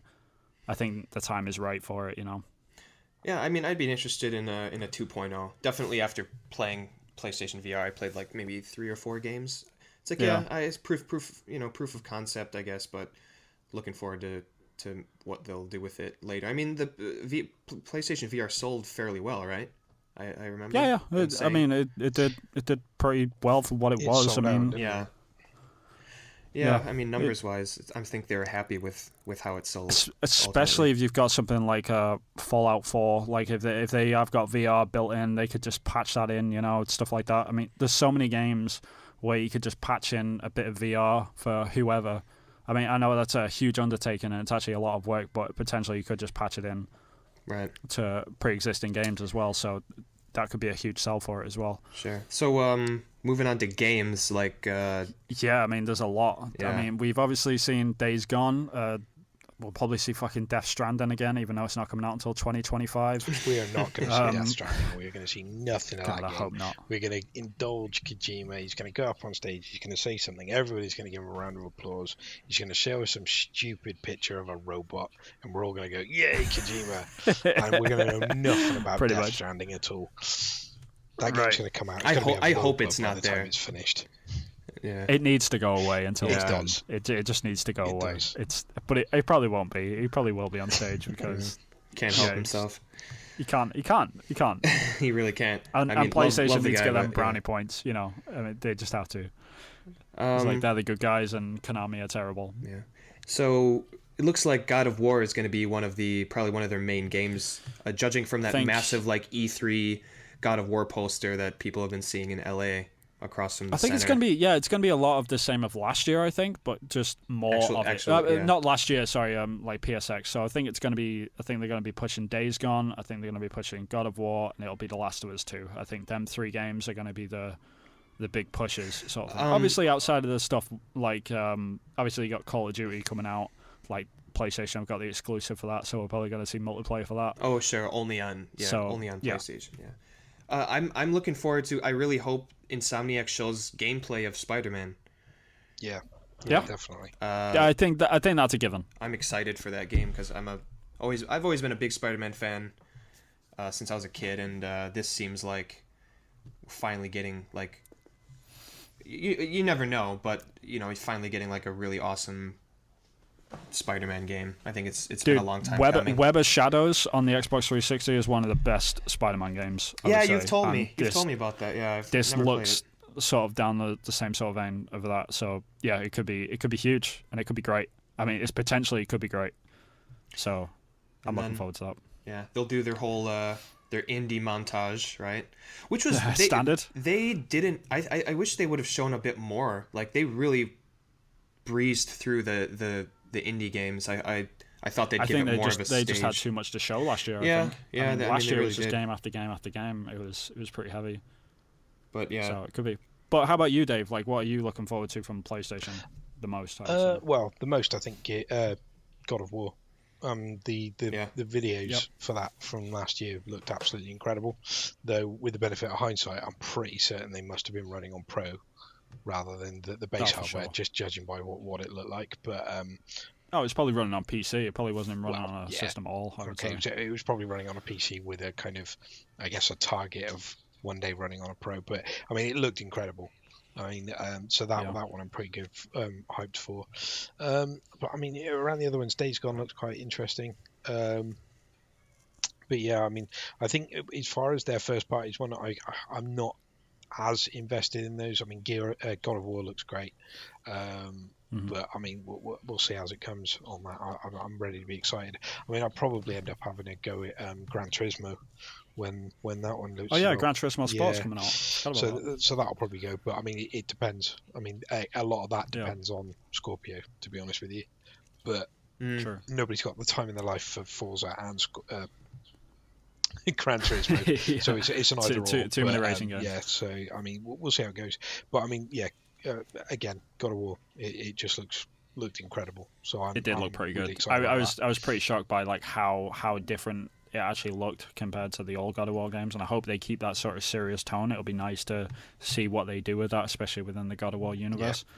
I'd be really curious to see how they do that. So Yeah. God of War does look pretty awesome. and of course, there's going to be a couple games we'll be surprised. I mean, they can't do for it sure. 3 years in a row. I mean, The Last Guardian, Final Fantasy VII, Shenmue 3, and then last year, Yeah, and it's already been reported that Shenmue 3 will not be at the conference this year. They've already said that. Yeah, but I think their biggest game that they're going to show, and rightfully so, is the Last of Us 2. I think Last of Us Part 2 is probably going to be one of their biggest games. Yeah. You think they're going to show gameplay for quite a while to close out the show? Yeah, I think it's going to be Ellie running around, taking out hunters and taking out infected. I'm looking forward to it if they do. A new character is going to be introduced. It's going to be awesome. It's going to be pretty. It's going to be great because Naughty Dog are a first-class studio and they know what they're doing. So I think Sony are going to use that because they always push their Naughty Dog titles every single E3. And everyone's always like, "Oh my god, it's a Naughty Dog game." It's like, yeah, no shit, they do this every year, and they've always done it. So, yeah, it'll be great. I'm looking forward to it. I can't wait for Last of Us Part 2. It's gonna be pretty cool. Definitely. Cool. Any other PlayStation games you're looking forward to or thinking of? Do they show Red Dead Redemption 2? No. Yes. No. It's Rockstar. No. Oh yeah, that's right. Yeah. They're going to have a video. Show games at E3? What are you talking about? There's no crying in baseball. Sorry. Stop being a bitch. But yeah, the last little subject that we can breeze over is obviously third parties. We got there's a lot of studios out there as well. So yeah, I mean, is there any games that are jumping out at you guys which you're really like that might not be at one of the conferences, but are really that you really hyped it's definitely going to be there, but Call of Duty for me. I want to see what they're doing with that. Call of Duty World War II looks good, man. Yeah, I mean that's it. I mean I'm excited to going back to to boots on the ground, to use their marketing phrase. But I'm kind of excited about having a Call of Duty that isn't all about double jumps and slides and grappling and all that kind of business. I'm quite looking forward to something that's pretty straightforward. So yeah, my favorite COD of all time was World of War. I mean, I played that game for 2 years. I bought all the DLC and I played it straight and I loved every moment of it. Pretty much, it was great.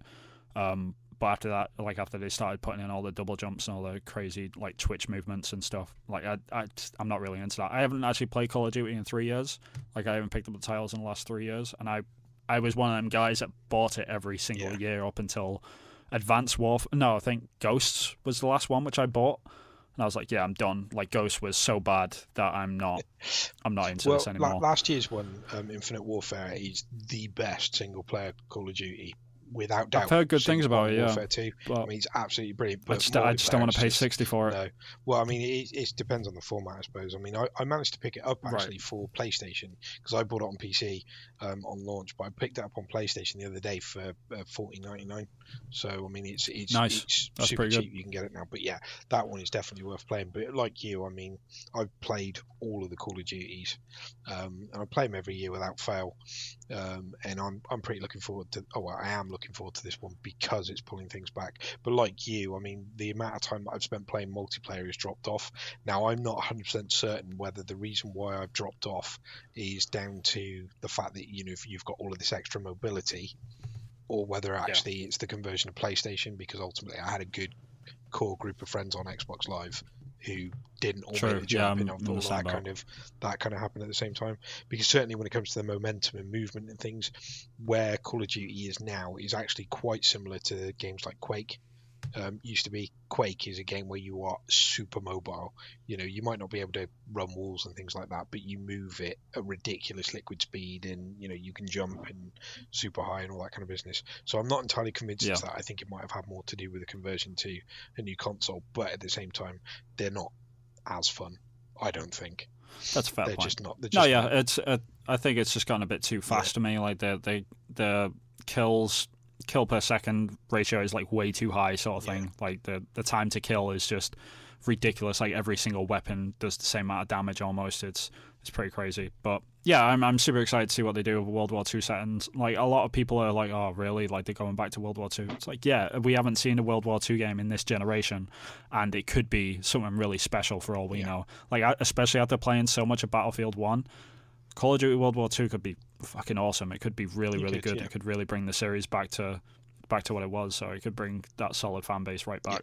So yeah, I'm super excited about it. The only other third-party title which is really big, which is probably going to get shown at PlayStation conference as well, is Destiny 2, obviously. I know we had a massive blowout a couple of weeks ago, but it is a huge title, and I think it's probably going to dominate a lot of the headlines coming up through the end of the year. So I don't know, like, are you guys excited for Destiny 2? I know Evan is, because he's well into multiplayer stuff. So What are you guys talking about? sleeping. Did you say Destiny 2. You say Call of Duty and Destiny. It's put those two together. Fucking take a nap. Not a great combination. That's mean. Like, I don't know.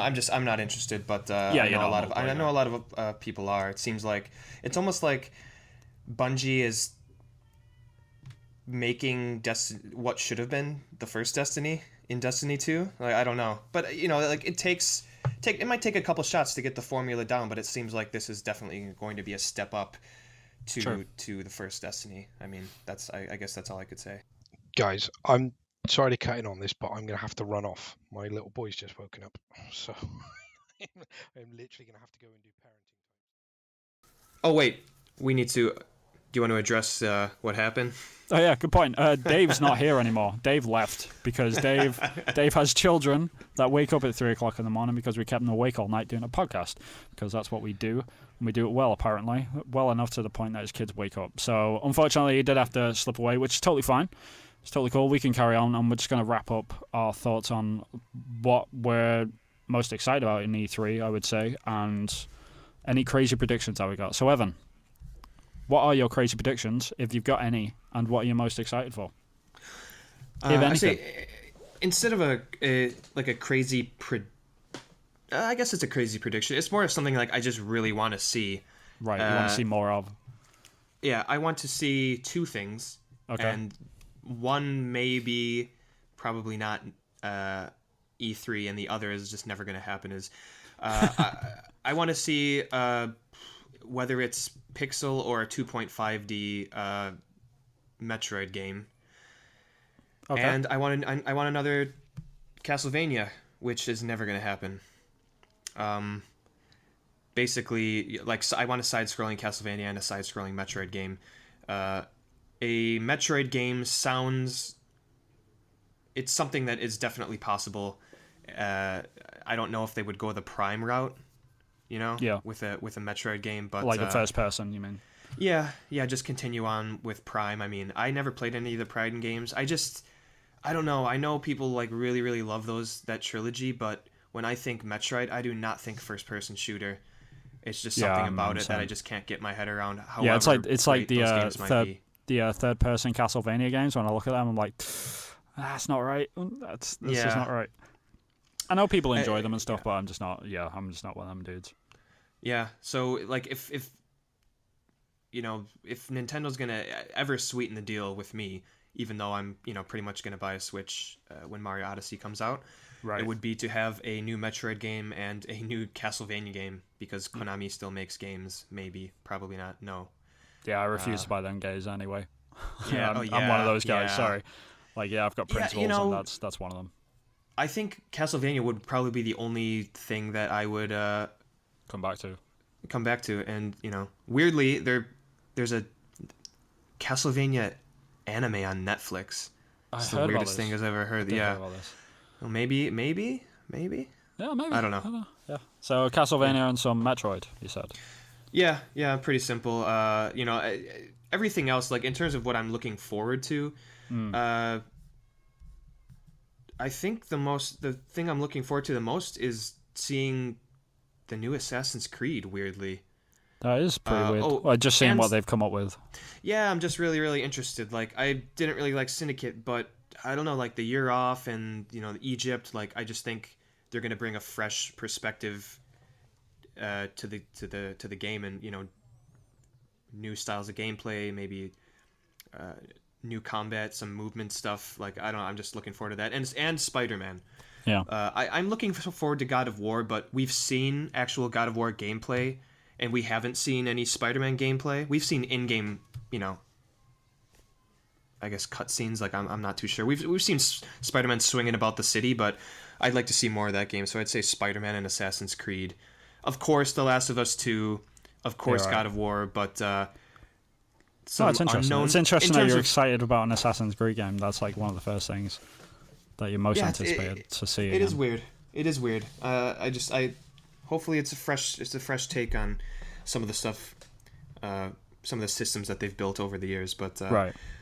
So yeah, and maybe something that we have no idea is coming out. Remember the reveal of Resident Evil 7 last year? It blew us away. So it's something crazy, something bananas. Maybe that'll happen. Just something we just have no idea about. But in terms of what is like your crazy E3 prediction?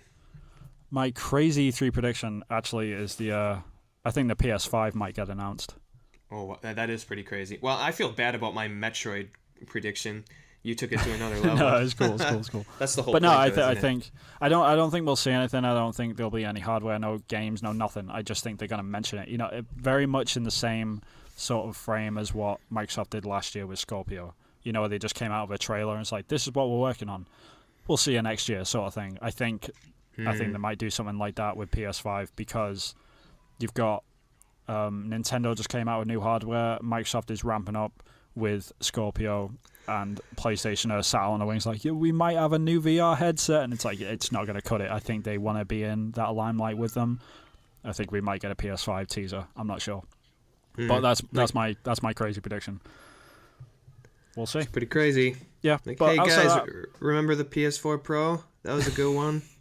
Maybe. Remember HDR? Technically, they'll get a year and a half out of it, like maybe 2 years. So, I have no complaints. I like it. It'll maybe be backwards compatible. I don't know. Maybe we'll see. But my most anticipated game is obviously it's going to be The Last of Us 2. I mean,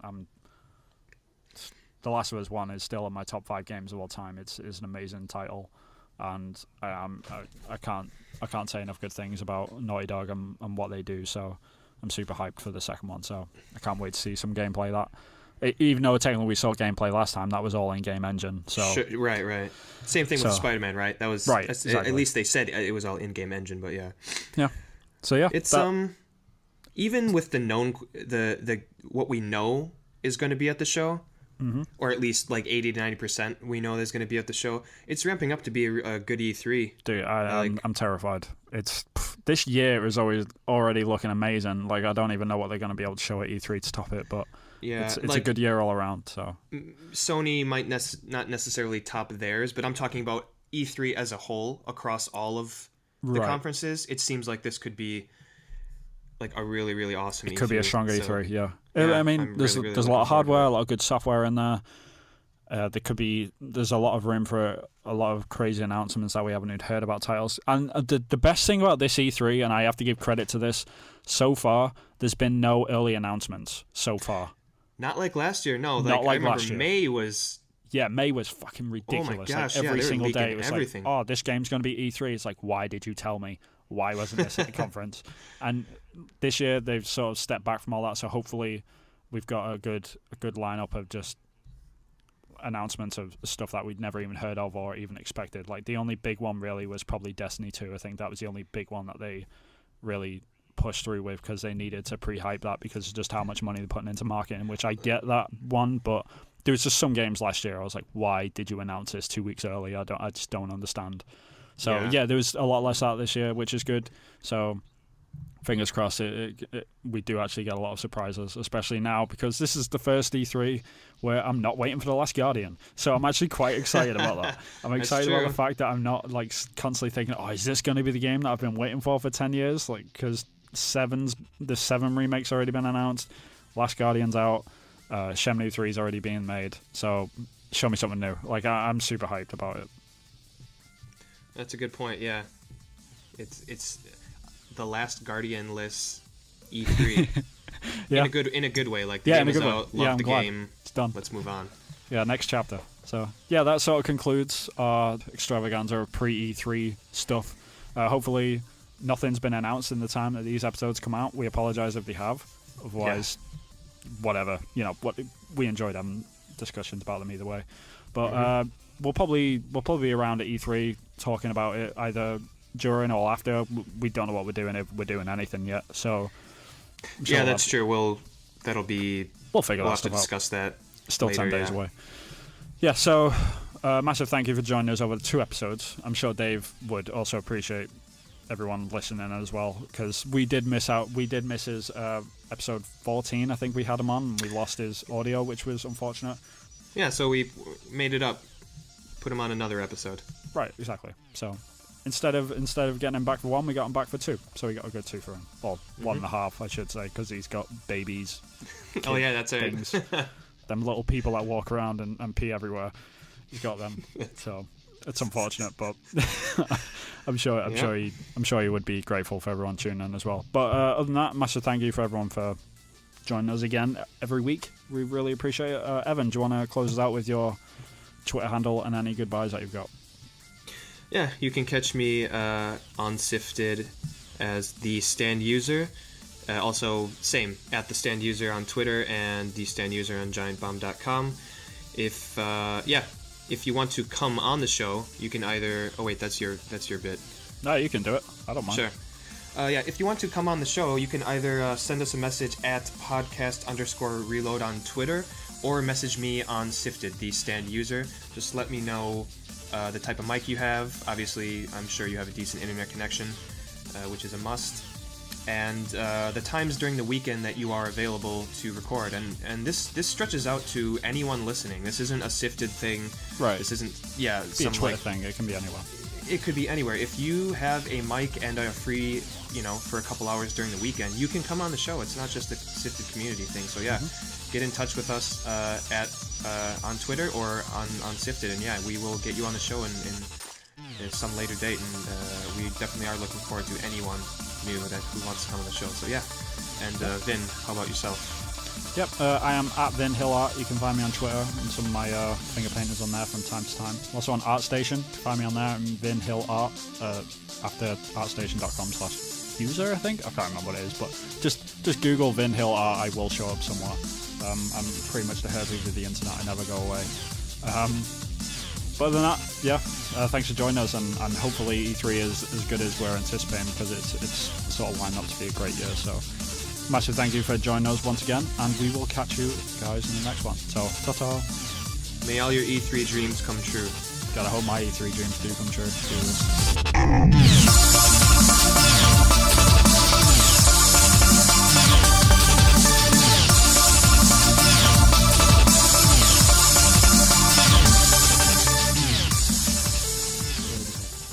Except for like a weird Rabbids game, like a furry Rabbids game. If you like.